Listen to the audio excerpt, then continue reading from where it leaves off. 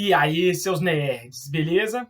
Ó, vamos continuar falando sobre reinos africanos desta costa atlântica, né? Ou seja, a parte oeste do continente africano, aquela que o continente americano teve mais contato direto, né, em tempos de Idade Moderna, por conta miseravelmente, né, do tráfico de escravos.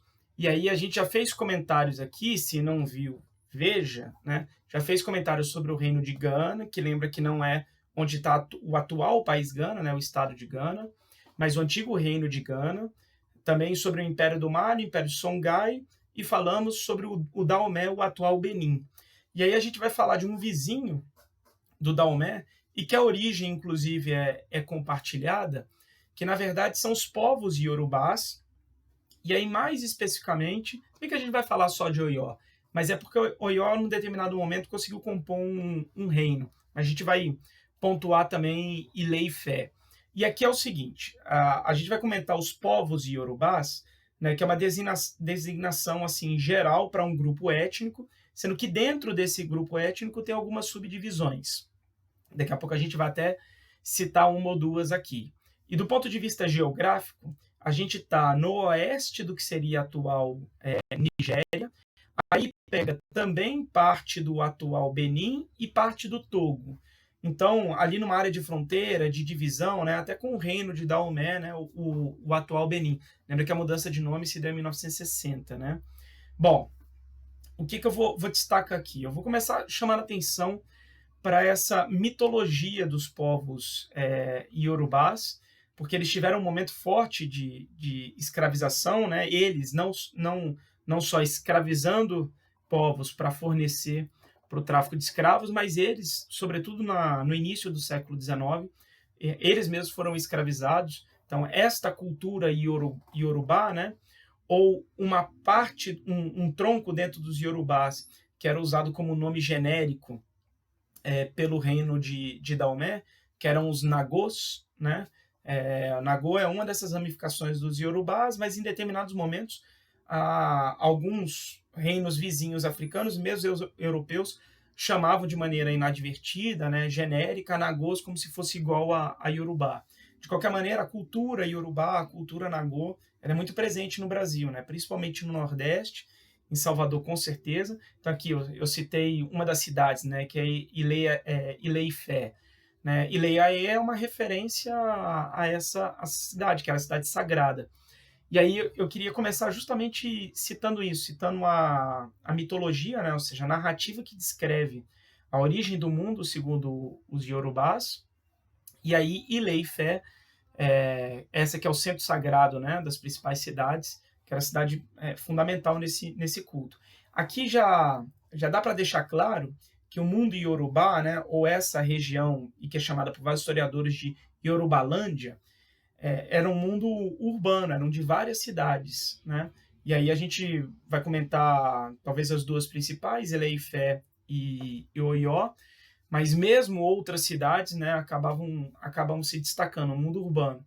Do ponto de vista histórico, a fundação de Ilê-Ifé, ela data ali do século IX para o século X, dali para frente vão surgindo as outras cidades, Oió provavelmente no século X, né?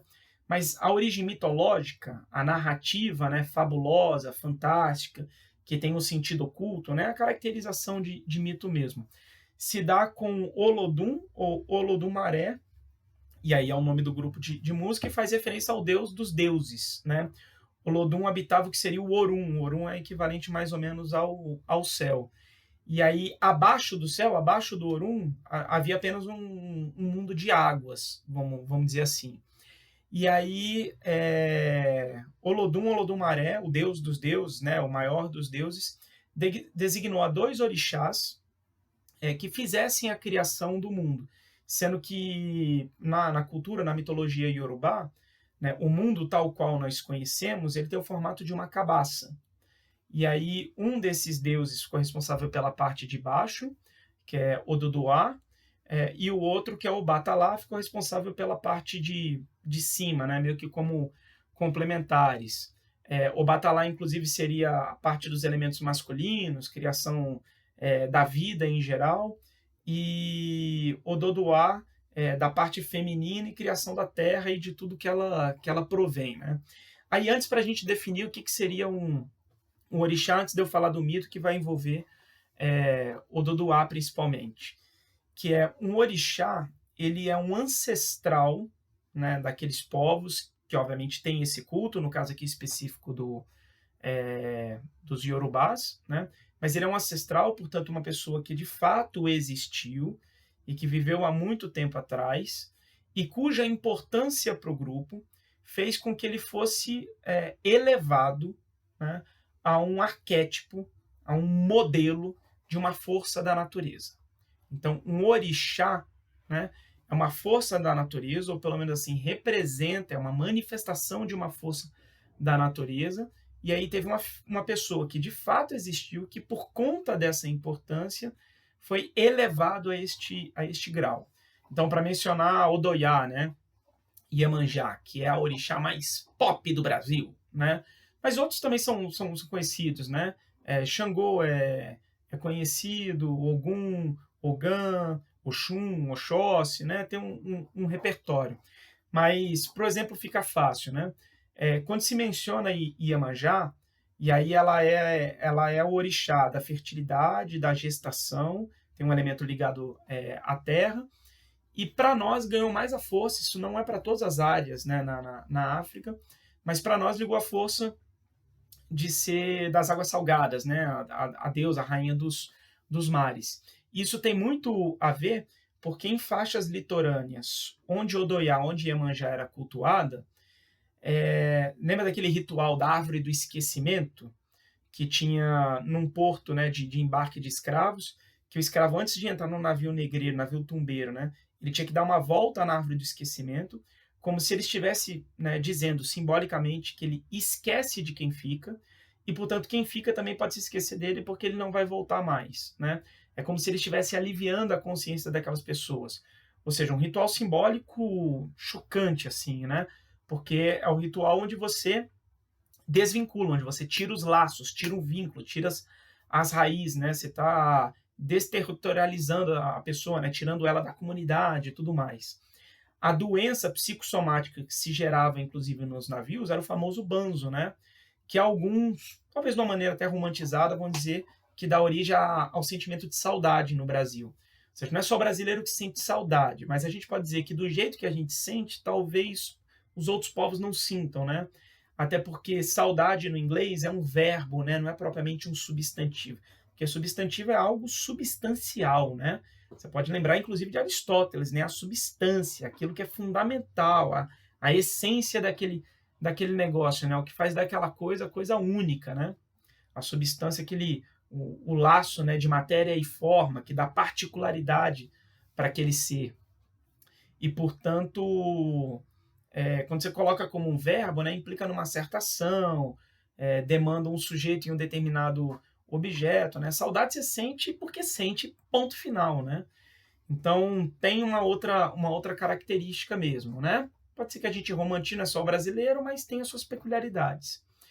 Então, algumas pessoas que estavam na zona portuária, às vezes também de maneira simbólica, de maneira ritual, jogavam flores ao mar para que a rainha do mar, né, o orixá do mar, levasse aquelas flores, né, em sinal para aqueles que se foram que nós não te esquecemos. Então, o ritual de jogar flores no mar ele é um ritual muito simbólico para a memória, para não esquecimento, né? Ou seja, ele é contra a árvore do esquecimento, a tentativa de manter laços, né? Então, esta mulher que existiu, né, teve uma importância para a comunidade dela e ela foi alçada a orixá e ela representa, portanto, de acordo com a característica dela, uma força da natureza. Era um momento, né, um modelo de exercício de uma força da natureza. Aí, floresta, águas doces. Em algumas áreas da África, Iemanjá é vinculada à água doce, que, assim, para nós seria muito mais Oxum, né? Bom, de qualquer forma, o orixá é essa entidade, é uma entidade mesmo, né? Que lembra que ente é a manifestação do ser. Então, se ele é um modelo, um arquétipo, a manifestação de uma força da natureza, ele é tipicamente uma entidade. E tem alguns orixás que são primordiais né, que já teriam sido criados por Olodum Maré. E aí esses dois foram os responsáveis por criação do mundo na forma de uma cabaça tal qual nós conhecemos. Sendo que Ododuá foi responsável pela criação da terra, e aí Olodum deu a ele um punhado de terra, né, porque embaixo do Orum só havia água, né, embaixo do céu só havia água, e uma galinha. E aí ele jogou esse punhado de terras, colocou a galinha, e quando a galinha ia ciscando, né, foram sendo criadas as porções de terra, os continentes, as montanhas, os vales. E a primeira dessas montanhas foi justamente Ilé-Ifé, que é essa cidade, a cidade sagrada, né, primordial. E legal porque Ilé-Ifé é considerada meio que um umbigo do mundo, né? Ela é a cidade do punhado de terra ciscada, vamos dizer assim, uma tradução direta, mas ela era considerada pelos iorubás como um umbigo do mundo. E é legal porque aqui dá para usar um pouco da psicanálise lacaniana, né? Aquela noção também do arquétipo lacaniano, né? De um certo instinto coletivo, que é aquela curiosidade, como é que pode povos diferentes no tempo e no espaço às vezes produziram elementos arquitetônicos, culturais, né, semelhantes. Então, pirâmides é um fenômeno que a gente encontra pelo mundo inteiro com diferentes funções, mas aquela forma, né? Ou seja, o que leva chineses, egípcios e mesoamericanos a produzirem aquela forma de edifício? Então, a gente também vê que tem outros povos, né? Os incas, por exemplo, chamavam Cusco de umbigo do mundo, né? Inca não é o nome de um povo, né? Inca era o nome de um cargo, de uma autoridade. O Império Inca era chamado do Império dos Quatro Cantos, como se eles dominassem os quatro cantos do mundo, e aí Cusco, o umbigo do mundo. Aí Cusco é literalmente o umbigo do mundo. Também era assim para os iorubás com Ifé e Lé. E aí cada um desses iorubás, ele vai sendo mais ou menos cultuado nas diferentes cidades, como se fosse uma lógica das cidades-estados gregas, né, que adotam um determinado deus como padrinho, né? Então, Atenas, né, com a deusa Atena, Apolo em Esparta, sendo que nessa Iorubalândia, as cidades elas eram autônomas. Chamar de uma cidade-estado não é completamente absurdo, né? Então, uma cultura compartilhada, contatos entre elas, mas nunca chegaram a formar uma unidade política propriamente dita. Teve este momento de uma delas, e aí a principal foi Oiô, né, de dominar outras áreas e de construir ali um determinado reino. Como os povos tinham a mesma origem, né, povos iorubás nas suas várias ali subdivisões, então não chega propriamente a ser um império, mas um determinado reino. O próprio reino de Daomé, né, sai dentro dos iorubás. Teria sido um descendente do orixá Ododuá, que teria fundado a cidade de Daomé, que dá origem ao reino, principalmente do povo Fon, como se fosse uma subdivisão ali dos iorubás, né? Aí, assim, às vezes eu vou fazer umas colinhas aqui por conta dos nomes. Alguns eu lembro, mas outros a gente vai colando. Mas quando eu precisar, eu coloco. Então, assim, historicamente localizada, ali no século IX para frente começa a fundação dessas cidades. A autoridade de lei-a-fé, aí era Oni, né? Oni, O-N-I. Sendo que as autoridades das outras cidades, né, para se consagrarem, para serem reconhecidas, teriam que ir até Ilé-Ifé e pedir o reconhecimento do Onim por conta da sacralidade, né? Isso acontecia, inclusive, com Alafim. Alafim era o nome da autoridade de Oió. Bom, do ponto de vista econômico, a produção dessas cidades ela era bem vasta. Então, elas estavam próximas de uma região de savana, o que dava forte para a agricultura, mas também vendiam peles de animais. Noz de cola, que eu já até falei na aula de mineração, mas a noz de cola, se tirava uma sementinha e aí se tira um estimulante, ele tem cafeína ou uma substância que parece com cafeína. Tanto que as bebidas, né, de cola e também de coca são altamente estimulantes por isso, né? Foram substituídas depois por sintéticos, mas tanto a coca, que era usada no século XIX como tônico, né, vendia em farmácia, né, você me dá uma cocazinha aí, né, tô a fim de ficar ligadão, né? Isso era legal. A Rainha Vitória usava coca. Freud usava coca, né? Então, da Rainha Vitória até Freud. E aí, cola, né, dessa semente, se tirava esse estimulante, podia ser uma pasta ou também se fazer uma bebida, como das sementes eles usavam para fazer os jogos que a gente conhece como búzios, né? Porque os jogos de búzios, esses jogos meio que de premonitórios, assim, né, ou de vidência, usado lá pelos sacerdotes, tanto homens quanto mulheres, o nome original, aí eu não vou lembrar a palavra em Yorubá, mas era 16, que se jogava com 16 sementes de noz de cola. Depois foi substituída pela cascazinha, né, de um artrópode, que é a cascazinha do búzios, né? E então tinha essa produção de noz de cola, venda de peles de animais, produtos agrícolas, azeite de dendê, por exemplo, especiarias, né, entre pimentas, tinha uma produção de tecido, tinha uma produção de curtume muito forte, ou seja, uma produção de couro, serralheria, produtos em madeira, portanto, uma produção com produtos em ferro, tanto que há uma produção de arte iorubá, sobretudo de máscaras, né, feitas de cobre ou de ferro, que são assim de altíssima qualidade. No século XIX, quando arqueólogos, aí já dentro de um domínio neocolonial, sobretudo essa região que foi dominada pelos ingleses, acharam essas máscaras, né, produzidas pelos povos iorubás, os arqueólogos ingleses acharam que aquela área deveria ter tido presença grega lá na antiguidade, porque uma arte tão refinada, tão requintada, não poderia ter sido feita por africanos. Assim, é dessas coisas que dá nojo, assim, né? Só da gente meio que lembrar e saber, né? Mas artesanato, de ferreiros mesmo, isso vai ser importante, inclusive, quando eles forem escravizados para virem para o Brasil, né? Ou seja, são escravos que tinham um conhecimento diferente por conta das atividades que exerciam.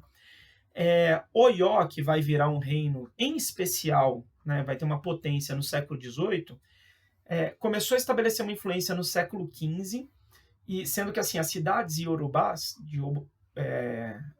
Iorubalândia, em geral tinham dois locais bem marcantes, que era o palácio, né, da autoridade local, mas também a área de comércio. E assim, eram duas áreas clássicas, típicas, e aí com grandes ruas, não, quase que assim, avenidas mesmo, que elas eram bem largas, para circulação, né, das mercadorias que vinham do interior, que iam para o litoral e tudo mais. E dentre desses elementos que a gente comentou aqui, de ter curtume, de ter serralheria, de ter fundição, né, de fluxo de comerciantes, Oió tinha um destaque, porque está numa área bem estratégica de comércio, próximo a um rio, bem próximo em área de savana, portanto acesso à parte de agricultura. Isso deu um destaque para ela no século XV, mas aí Oió foi conquistada por um vizinho no século XVI e ficou praticamente todos os 1500, foram 80 anos, que vamos dizer assim, a família real e mesmo os sacerdotes de Oió ficaram meio que num exílio em cidades vizinhas, meio fragmentados. E aí no final do século XVI, esses sacerdotes conseguem apoio, né, militar, inclusive, para voltar e reconquistar a sua cidade, e tiveram muito apoio comprando cavalos de comerciantes islâmicos mais ao norte. Isso deu uma vantagem imensa, né, para o exército de Oió, que vai fazer com que ele conquiste, domine outras cidades, inclusive estabeleça um domínio sobre o Daomé, meio que como um reino vassalo, pagando tributos e tudo mais, porque a criação de cavalos na região era muito difícil. Não sei se você já ouviu falar, mas tem um mosquitinho chamado... Ah, meu Deus! Um mosquito chamado tsetse. Acho o nome até engraçado. Esse mosquito de tsetse, ele carrega, se eu não me engano, é um protozoário, que é Trypanosoma alguma coisa. E na picada dele, quando ele transmite esse protozoário, isso dá um efeito de letargia, de dormência mesmo, sabe? Da pessoa ficar meio lerda, até adormecer, né? E a criação de cavalos era muito difícil porque os cavalos sofriam muito com a picada desse mosquitinho de tsetse.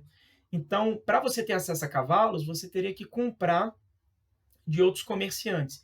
E Oió, como estava naquela área estratégica, mesmo que no exílio, né, mas era uma corte influente, conseguiu acesso a essa compra de cavalos e conseguiu, depois que retomou o controle da cidade, expulsou lá os invasores, conseguiu manter uma regularidade do fornecimento de cavalos em comércio com esses islâmicos, né? E aí lembra que o islamismo chegou nessa parte da África por conta da conversão ainda no Império do Mali, ali do século XIII já, e depois principalmente do Império do Songhai, né? Os governantes do Songhai eram islâmicos.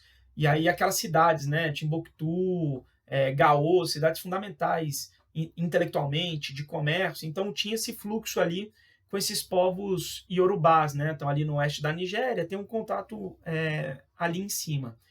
E aí no século XVIII, 1728, é quando Oió vai atacar o Daomé.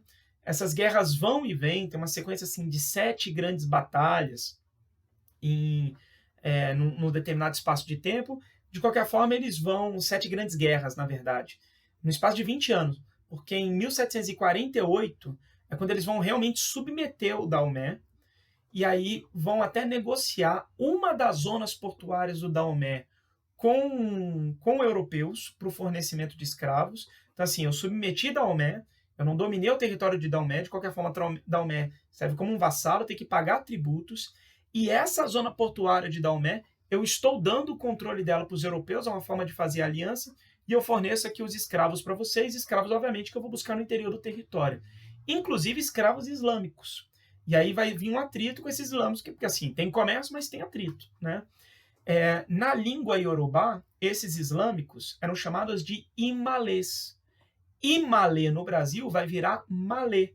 Então aquela revolta de escravos islâmicos que vai ter em 1835 em Salvador, na Bahia, a maior revolta, né, de escravos, esses islâmicos vieram parar no Brasil como escravos, fornecidos pelo Daomé e pelo reino de Oió no século XVIII, quando Oió era a principal potência daquela região, que é o Golfo da Guiné, né? Ali tem o Golfo de Biafra, da onde inicialmente tinha presença portuguesa, mas depois o monopólio português foi quebrado.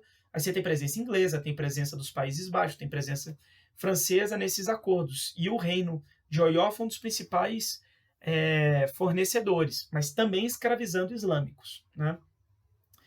E no finalzinho do século XVIII, por desorganização interna dos iorubás, aí é um clássico, né, para a decadência de reinos, que são fortalecimento de poderes locais, né, de determinadas aristocracias, brigas pelo poder internamente. Os europeus que já querem começar a assumir aquele território, que está entrando para o século XIX, já vem uma outra fase, né, de expansão do capitalismo, aquilo que vai desenvolver o neocolonialismo. Esses atritos com os islâmicos, aí os iorubás vão ser dominados pelos islâmicos e agora eles vão ser escravizados. Então, no início do século XIX, tem uma entrada muito forte de iorubás na área do Rio de Janeiro, mas principalmente em Salvador. Lembra que no século XVIII, né, dessas zonas de recepção de escravos, o Rio de Janeiro se tornou protagonista, tanto que vai ser a cidade da história mundial, global, da galáxia, que mais recebeu escravos, por conta da mineração e depois por conta do café. O Rio de Janeiro recebia principalmente a rota de Angola, aquela que vinha do Reino do Congo, e de Moçambique no século XIX, aí já vem do outro lado da África, mas o Rio de Janeiro também recebia da Costa da Mina, né, a Rota da Mina, que é essa ali do Golfo da Guiné, Golfo de Biafra, Daomé e Oió, né, sul da Nigéria, oeste da Nigéria e o que é atual Togo, o que é o atual Benin agora. Só que esses povos, né, que foram escravizados por islâmicos, né, os povos iorubás foram levados principalmente para Salvador, tem presença deles no Recife, tem presença em Alagoas, tem presença no Maranhão, mas principalmente em Salvador, e até pelo nome assim de grupos, né, de artistas, Olodum, Ileaê, né, a gente vê muito os islâmicos eram fulanis, que é o que vai gerar a noção de fulano, né, como se fosse de qualquer um. Então os fulanis vão dominar os iorubás, os fulanis islamizados. E aí os fulanis também chamavam os iorubás genericamente por uma das subdivisões, que são os nagôs. Então, quando se fala de cultura nagô, né, você está falando de um tronco dos iorubás, também é uma presença muito grande em Pernambuco, mas sobretudo na Bahia, sobretudo em Salvador. Bom, depois desse domínio islâmico, aí com o neocolonialismo, né, a presença europeia, o domínio do continente europeu efetivamente, Porque lembra que na Idade Moderna a presença europeia é uma presença de borda, é uma presença da zona litorânea. E, como a gente viu, né, muito com um acordo com os reinos africanos. E aí o domínio da Nigéria vai ser, sobretudo, um domínio inglês. Tem uma parte francesa, mas principalmente um domínio britânico. Beleza, galera? Então, assim, um geralzão sobre Iorubás, especialmente sobre Oió, e a participação deles fundamental, né, nesse comércio do fornecimento de escravos, eles que depois acabaram também sendo escravizados, e aí é daquelas coisas terríveis, mas que para o Brasil contribuíam para uma variedade cultural que é importantíssima para nós. Óbvio que tudo vem nessa dialética, nesse conflito, né? Com todo o racismo que marca, infelizmente, a história do nosso país. Beleza? Nem fiz muitas consultas de nome. Ah, eu não posso deixar de falar uma coisa. Deixa eu ver. 25 minutos? Não. Aí eu não vou estender muito, vai ser pontuar. Tem que ser dito... Deixa eu ver se eu tinha anotado outra coisa aqui. Não. Tem que ser dito que este comércio que era realizado nas cidades iorubás, né? Então, uma sociedade marcadamente urbana, ele era realizado de maneira indiscriminada por homens e mulheres, né? E isso vai ter uma herança, falando dessas heranças, né, iorubás no Brasil, que são as negras de tabuleiro, né? Então, quando a gente fala de que as negras de tabuleiro já tinham costume em África, né, de partes da África, dos povos iorubás talvez sejam os mais marcantes, né? Então, a baiana, né, com a sua barraquinha, o seu tabuleiro, os seus quitutes, né? O acarajé, que é um elemento religioso, mas que também vai pro profano, né? Acarajé quer dizer bola de fogo, né? Acará é bola de fogo, já quer dizer comer. Comer bola de fogo. Por isso que tem pimenta, né? Uma oferenda para um orixá de força, um orixá de fogo, né? Então, quando se faz o acarajé, tem que ser uma mãe de santo, então é uma figura daquela religião, né? O elemento sagrado. Uma parte daquela massa, né? Que é um bolinho de feijão. Aí, o acarajé é o bolinho de feijão frito. O abará é o bolinho de feijão assado. E os dois são bons pra cacete, né? E no dendê, né? No caso do frito, ou seja, muito marca dessa economia iorubá, né? Essa economia ali do Golfo da Guiné. E aí as mulheres com esses tabuleiros, né, da venda, as escravas, né, que vendiam, e uma parte do que elas ganhavam, elas passavam para o senhor, chamada jornada, né? E aí uma parte ficava para elas. Ou seja, essas negras de tabuleiro vão contar muito para mover um outro setor da economia, fornecer esses doces, esses quitutes. É uma forma de grana a mais para o senhor de escravos, usando uma habilidade, sobretudo no setor urbano, e uma forma dela ganhar dinheiro, né, para acumular e, quem sabe, juntar o pecúlio para comprar a liberdade delas. E assim, o que seria do cenário de Salvador, né, sem a mãe de santo, sem os tabuleiros dessas mulheres negras, né, vendendo os seus quitutes, a sua arte e tudo mais. É uma herança iorubá. Por último, eu acho que vale a pena dizer, aí aqui é um elemento mais formal, né, político. Olha, eu falei que ia ser rapidinho, 28 para chegar em 30. Ah, meu Deus! Muito prolixo, mas vamos lá. Vale dizer que é o seguinte, o poder do Onim, o poder do Alafim, lembra, Alafim era a autoridade em Oió, o Oni, a autoridade em Leafé.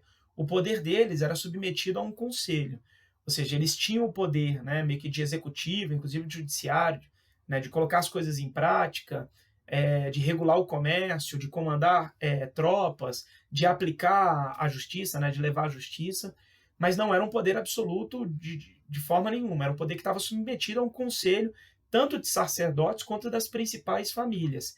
Poderia chegar a situação de, caso a autoridade se ela tomasse uma atitude que visivelmente assim, foi um caos, teve um resultado muito ruim, muito negativo, eles poderiam depor ou até indicar que a autoridade se suicidasse. Né? Do tipo, olha, a única situação de você sair disso aqui com honra é o suicídio. Ou então não, você simplesmente abdica e a gente vai escolher o outro. Né? Então, a autoridade era submetida a conselhos. Beleza? É isso, galera. Valeu. Fiquem com Olodum. Fiquem com Olodumaré. Fiquem com Olodumaré e escutem o Olodum. Escutem o Ileaê, Margarete Menezes, que é uma figura fundamental na manutenção dessa cultura. Né? O quanto que o axé, que é essa saudação, né, já teve letras assim muito mais contundentes, muito mais sociais. Quer dizer, o axé nunca deixa essa raiz, né? Ou seja, mesmo você escutar Ivete hoje, Harmonia do Samba, Harmonia! Mesmo você escutar Harmonia, sempre tem uma outra música que resgata esse lado social, cultural, mas assim, a musicalidade nasceu muito ligada a isso, né? Margareth Menezes, esses grupos que são tradicionais, o Batalá, que é o outro dos deuses, né? Foi criação para essa criação, essa parte de cima, né, da vida, dos céus, né? E a parte masculina, criadora. Então, escutem esses grupos, né? Margareth Menezes é demais. Daniela Mercury também, no início da carreira, tinha uma musicalidade muito voltada, resgatou um pouco agora.